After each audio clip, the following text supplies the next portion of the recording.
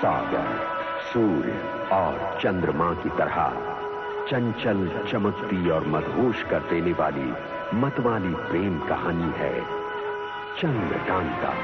एक इंतकामी, दहकती प्रेम कहानी है चंद्रकांता। सुलगती, हैरत अंगेज प्रेम कहानी है ये चंद्रकांता। चुनारगढ़ रियासत के महाराज शिवदत्त के सिपह सालारों को तलाश थी तिलिस्म के रखवाले दारोगा की, जिसकी सुरक्षा में थी बेशुमार दौलत से भरे तिलिस्म की चाह। इस तबाही और दहशत से तबाह सुमेधा के अवाम ने तिलिस्म के दारोगा को दुश्मनों के हवाले करके शांति खरीदने का फैसला किया। क्या हम ये नहीं सोचेंगे कि उस दुश्मन का मकसद क्या है, उसकी मंजिल क्या है? चुनारगढ़ रियासत के सामने आज खड़ा है सबसे अहम ये सवाल कि तिलिस्म का दारोगा कौन है। लयबद्ध कोई अंग नहीं, बिगड़े हैं सुरताल, उम्र की कश्ती पार कर चुकी 65-70 साल। मैं ही दारोगा परिचंद हूं। और फिर दारोगा परिचंद तिलिस्म के उस पेचीदा गुमनाम राज को रोशन करता है।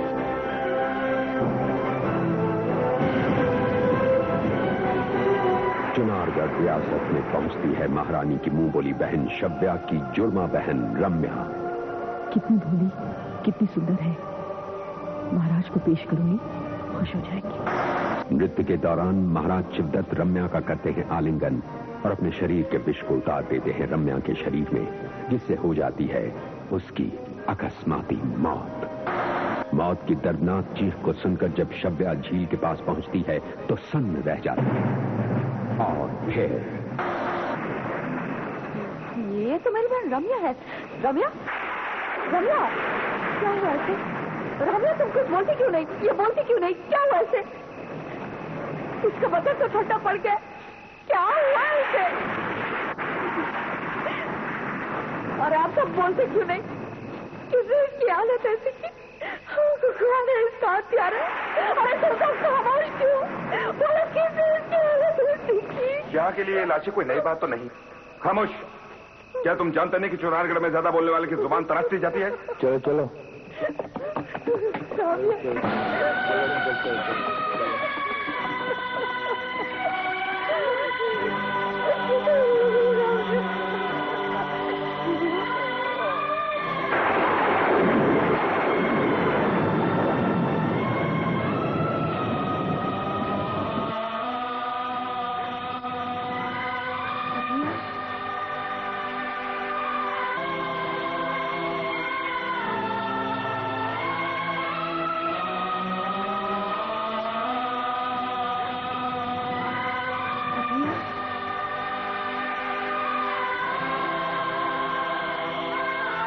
कौन है ये किसको उठा के लेके आई हो? ये अभागन का बेटा जिससे आप मिलना चाहती थी, लेकिन आज वो आपसे मिलकर भी कुछ नहीं बोल पाएगी, क्योंकि इसकी आवाज को हमेशा हमेशा के लिए बंद कर दिया है।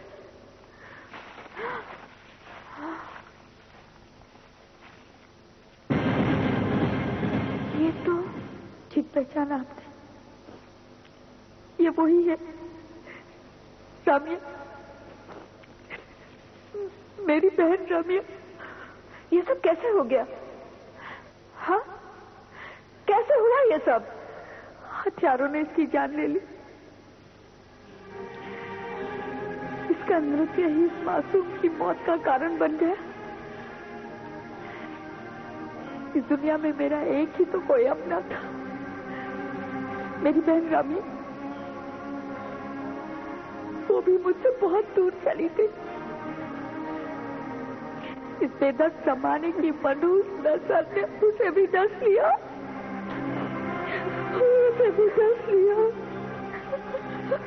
किसने किया ये सब? कौन हत्यारा है इस मासूम का? कौन राक्षस है वो?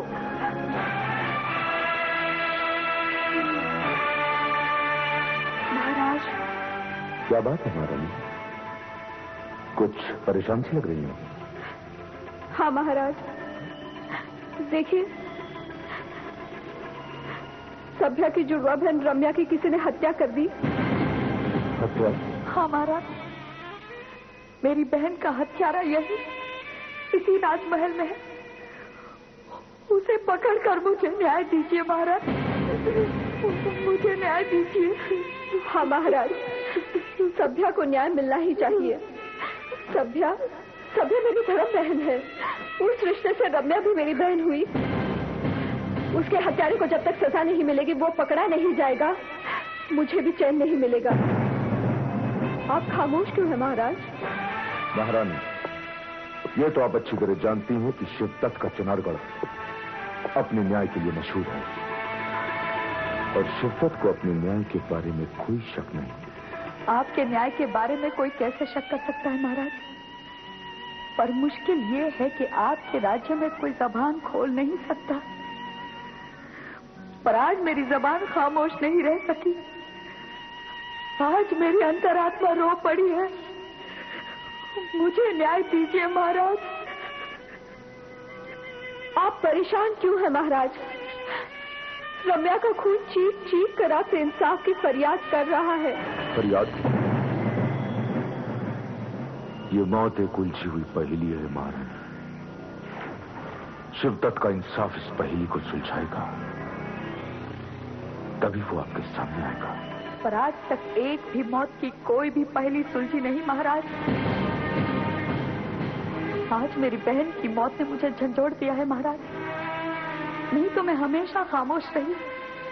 कितनी बार, कितनी औरतों की दिल दहला देने वाली चीखें सुनी है मैंने यहाँ, और उनकी नीली पड़ गई लाशों को भी देखा है मैंने। और आज रम्या की लाश भी उसी तरह नीली पड़ गई महाराज। इसका मतलब हत्या करने वाला कोई एक ही इंसान है जो एक ही तरह हत्या करता है। हाँ महारानी, हाँ, और वो आदमी इसी राजमहल का आदमी है। तब तो ये बहुत भयानक बात है महाराज। महाराज, अगर मुझे इंसाफ नहीं मिला तो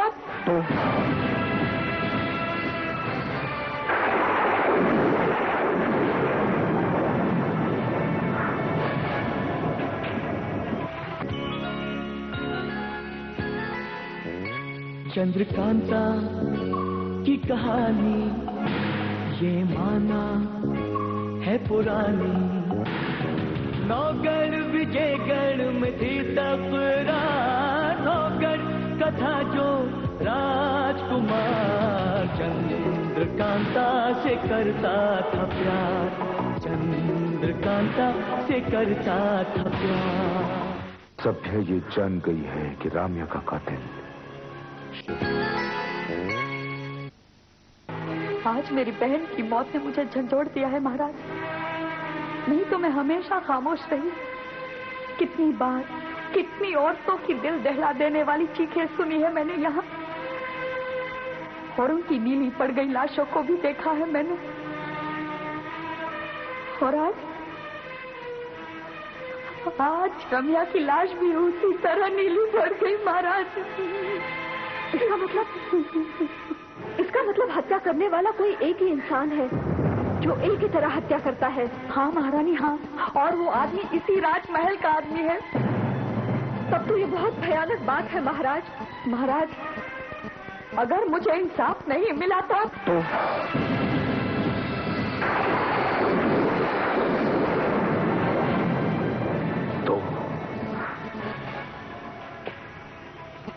ये शब्द सुनने का आदि नहीं है शिवदत्त सभ्या। जानती हो शिवदत्त ने ये शब्द क्यों सुना? क्योंकि महारानी तुमको धर्म बहन मानती है। शिवदत्त का इंसाफ किसी और को नहीं बल्कि सिर्फ शिवदत्त का मोहताज है।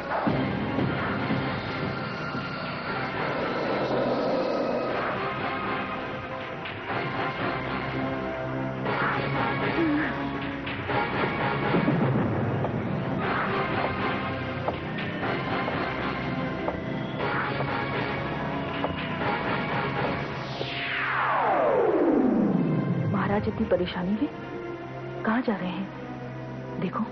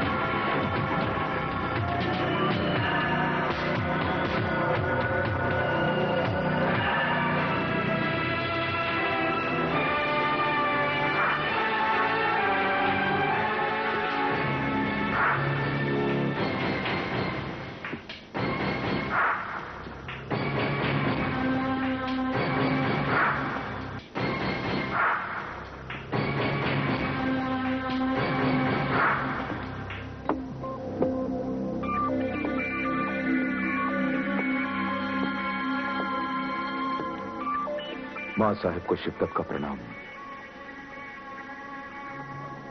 कैसी है मां साहब?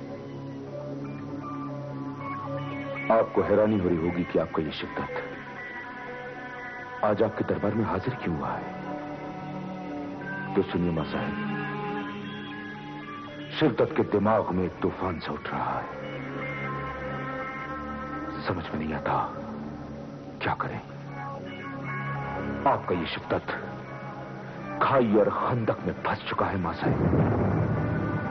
मां साहब, सभ्य अपनी बहन के हत्यारे की तलाश में है। कलावती उसका साथ जरूर देगी, क्योंकि कलावती सभ्य को अपनी धर्म बहन मानती है। ऐसे हालात में अगर कलावती को यह पता चल गया कि शिवदत्त एक विष पुरुष है, तो वो इस सच्चाई को कभी बर्दाश्त नहीं कर सकेगी। वो आत्महत्या कर लेगी मां साहब, आत्महत्या। और अगर उसने आत्महत्या नहीं की तो मां साहब वो हमें बेहद गिरी हुई नजरों से देगी। आप तो जानती हैं मां साहब, आपका ये शिवदत्त कलावती को कितना चाहता है। शिवदत्त कलावती के बगैर जिंदा नहीं रह सकता और न ही उसकी नफरत को सह सकता है। मां साहब, कलावती आपके शिवदत्त को देवता मानती है, देवता। अब आप ही बताइए, शिवदत्त क्या करे? क्या करे शिवदत्त? कोई रास्ता दिखाइए मां साहब, कोई रास्ता दिखाइए। बेटे, मैंने तो आपको अपने अमृत जैसे दूध पर पाला था, लेकिन शिवदत्त, आपके भाग्य में तो जहर लिखा था। आपने विष को अपनाया और इसका यही अंजाम होना था। उसी वजह से आज आप इस गहरी उलझन के मुकाम पर खड़े हैं। ये कैसा तिलिस्म है? सारी दुनिया जानती है कि महाराज की मां मर चुकी है, पर ये तो मौजूद है मेरे सामने। महाराज शिवदत्त ने अपनी काली जिंदगी के बारे में मुझसे कुछ नहीं छुपाया, फिर ये बात क्यों छुपाई? आपको तो सब कुछ मालूम है मां साहब कि आपका ये शिवदत्त आपके बगैर एक पल तक नहीं रह सकता। उस आम्रपाली की वजह से जब जब आपका अपमान होता या जब कभी आप पे जातरा की जाती तो आपका ये शिवदत्त बर्दाश्त नहीं कर सकता था। मां साहब, शिवदत्त के भीतर एक ज्वालामुखी धधकने लगते थे। मुझे सब कुछ याद है। मेरी खातिर तुमने तब आम्रपाली को जहर की समुद्र में डुबोकर उसकी जान ले ली थी। हाँ मां साहब, हाँ। शिवदत्त के भीतर तब अपनी मां साहब के लिए वो धधकती हुई ज्वालामुखी फट पड़ती थी। लेकिन ये कितना भयानक है कि आपके ज्वालामुखी का लावा आज भी बहता जाता है और आप हत्याएं करते जाते हैं। हत्याएं, हत्याएं और हत्याएं। मां साहब,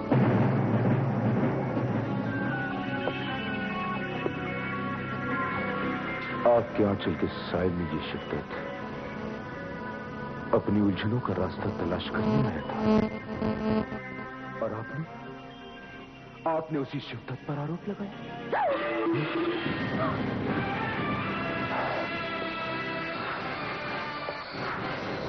मेरी बहन का कातिल है महाराज शिवदत्त। हाँ, शिवदत्त के भीतर तब अपनी मां साहब के लिए वो धधकती हुई ज्वालामुखी फट पड़ती थी। लेकिन ये कितना भयानक है कि आपके ज्वालामुखी का लावा आज भी बहता जाता है और आप हत्याएं करते जाते हैं। हत्याएं, हत्याएं और हत्याएं। मां साहब,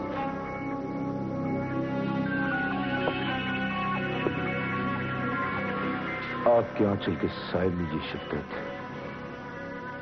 अपनी उलझनों का रास्ता तलाश करने आया था और आपने उसी शिवदत्त पर आरोप लगाया।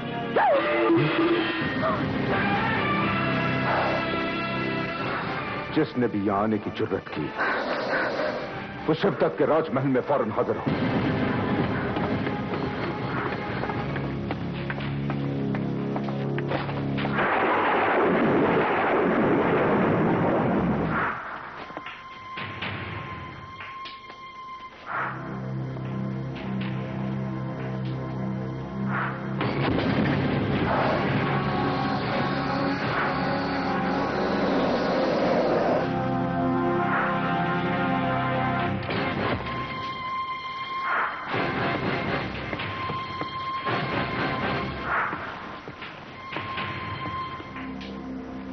इस खंजर ने गुस्ताखी की है, इसे एक मौका और दीजिए। आपकी गुनाहगार आपके सामने खड़ी है।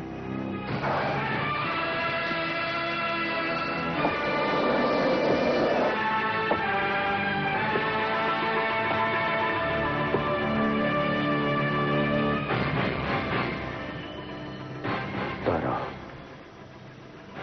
यह खंजर किसी भी जिंदगी की लौ को बुझा सकता है।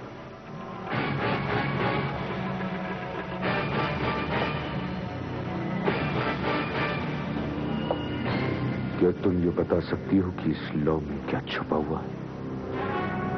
कुछ अनजाने अफसाने और कुछ छुपे हुए राज। शिवदत्त के राज जानने की जो भी कोशिश करेगा उसे इस लौ की तरह बुझा दिया जाएगा। तुम्हारे कदमों की आहट सुनते ही शिवदत्त ये जान गया था कि तुम ही हो। तुम्हारे सिवा कोई और होता ना तारा, तो यह खंजर उसी वक्त उसके सीने को पार कर जाता। आपकी इस मेहरबानी का सबब और मतलब? सबब यह है कि इतनी बड़ी इस दुनिया में शिवदत्त का राज जानने वाला तुम ही एक अकेली औरत हो तारा। मुझे अपने पर बहुत फख्र होता है कि आपने मुझे इस लायक समझा, लेकिन तब आपने मां साहब के जिंदा होने के राज से मुझे महरूम क्यों रखा? तारा, ये राज नहीं, ये राज दर राज है, यानी कि राज के भीतर छुपा हुआ एक और राज।